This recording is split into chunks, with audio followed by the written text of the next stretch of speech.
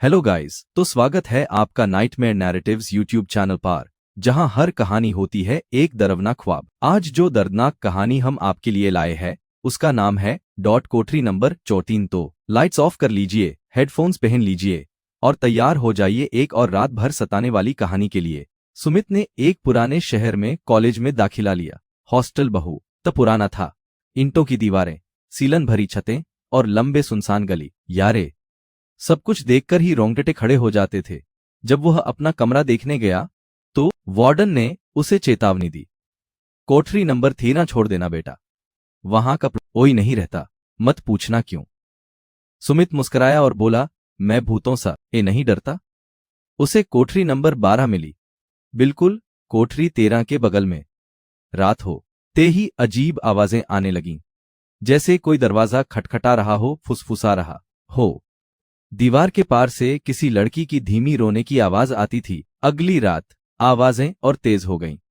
सुमित ने दीवार से कान लगाकर सुना, मुझे यहां से निकालो, एक लड़की की कांपती हुई आवाज थी। सुमित ने वार्डन से पूछा तो उसने गुस्से में कहा, अगर जान बचाना है तो उस कोठरी से दूर रहो, लेकिन जिज्ञासा ने उसे रोकने नहीं दिया। अगली रात सुमित ने हिम्मत की और कोठरी नंबर 13 का दरवाजा खोल दिया। कमरा बिल्कुल ठंडा था, दीवारों पर खून के धब्बे थे और एक कोने में टूटी हुई मेज पर किसी लड़की की पुरानी फोटो थी। पीछे लिखा था, सावित्री, 2003 में ला पता। तभी दरवाजा अपने आप बंद हो गया।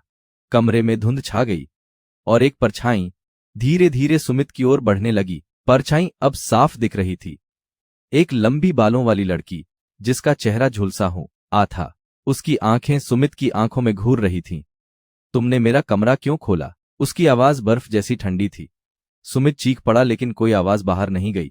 अगली सुबह जब वार्डन ने दरवाजा खोला तो कमरा खाली था, सिर्फ दीवार पर लिखा था।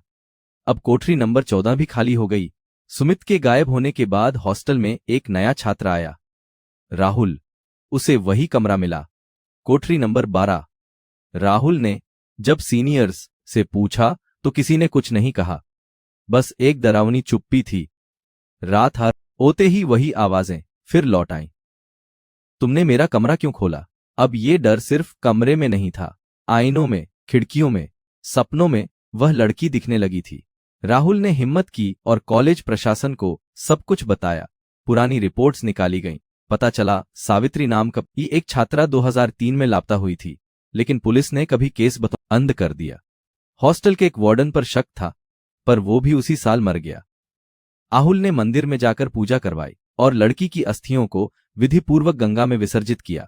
तभी अचानक एक रात कोठरी नंबर 13 का दरवाजा अपने आप बंद हुआ, फिर कभी नहीं खुला। दीवार पर आखिरी बार लिखा मिला, शांति मिली, अब कोई नहीं मरेगा।